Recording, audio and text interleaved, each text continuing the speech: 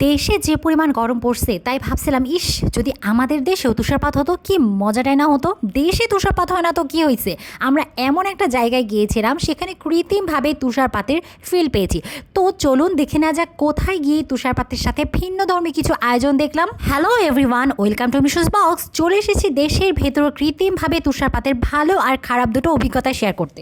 আমরা চলে গিয়েছিলাম খুলনার খালিশপুরে ওয়ান্ডারল্যান্ড পার্কে। নতুন নতুন ভিন্ন ধর্মী শোয়ের জন্য এখন এই পার্কটি হয়ে উঠেছে ছোট বড় সবার বিনোদনের কেন্দ্র। প্রথমেই আমরা টিকিট সংগ্রহ করে নিলাম। জনপ্রতি এন্ট্রি ফি ছিল 100 টাকা। তবে আমি অনেকের ভিডিওতে দেখেছিলাম প্রথম এই পার্কের এন্ট্রি ফি ছিল জনপ্রতি মাত্র 50 টাকা। টিকিট নিয়ে ঢুকে গেলাম ভিতরে। ভেতরটা ঢুকতে কৃত্রিম চেরি ফুল গাছ দিয়ে এত সুন্দর করে ডেকোরেশন করা প্রথম দেখাতেই অন্যরকম একটা ভালো লাগা কাজ করবে, সাথে অ্যাস্থেটিক একটা ভাইব দিবে। আর সন্ধ্যা হলে এই গাছগুলোতে রং বেরঙের আলোয় আলোকিত হয়ে ওঠে। মোট কথা, পরিবার বন্ধু বান্ধব বিশেষ করে বাচ্চাদের নিয়ে একটা রোমাঞ্চকর সময় উপহার দেওয়ার জন্য বর্তমানে খুলনায় এটা বেস্ট একটা জায়গা। অসংখ্য মানুষের মধ্যে একটা অন্যরকম মুহূর্ত ছড়িয়ে দিয়েছিল এই পার্কটি। বিদেশে কেমন স্নোফল হয় সেটা দেখার সৌভাগ্য হবে কিনা জানি না, তাই দুধের স্বাদ ঘোলে মেটাতে দেশে বসে স্নোফলের অনুভূতি পেতে আমরা চলে গিয়েছিলাম এই পার্কে।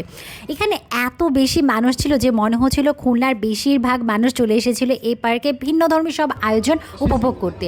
বাচ্চা বুড়ো সবাই এই আর্টিফিশিয়াল স্নোফল এত বেশি এনজয় করছিল যে পুরো পরিবেশটা দেখতেই ভালো লাগছিল। এর পাশাপাশি ছিল একটা রোবট শো। বাচ্চাদের প্রিয় কার্টুন ক্যারেক্টার দিয়ে এই রোবট শো এর আয়োজন ছিল খুলনায় প্রথম।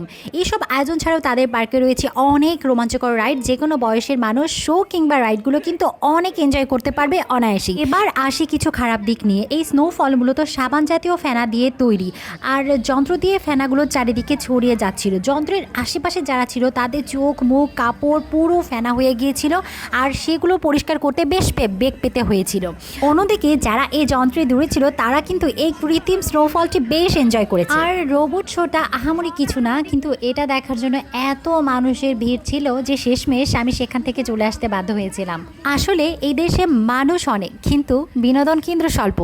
ছোট্ট এই দেশে বড় আনন্দের খোঁজে হোক সেটা আর্টিফিশিয়াল স্নোফলের এমন নতুন আয়োজনে সত্যিই মুগ্ধ হয়ে গিয়েছিলাম। ও হ্যাঁ, এই সেপ্টেম্বরে কিন্তু এই পার্কে চলছে ডাইনোসর শো। যারা এখনও খুলনার খালিশপুরের ওয়ান্ডারল্যান্ড পার্কের রোমাঞ্চকর অনুভূতি উপভোগ করেননি অবশ্যই ঘুরে আসবেন পরিবার পরিজন নিয়ে।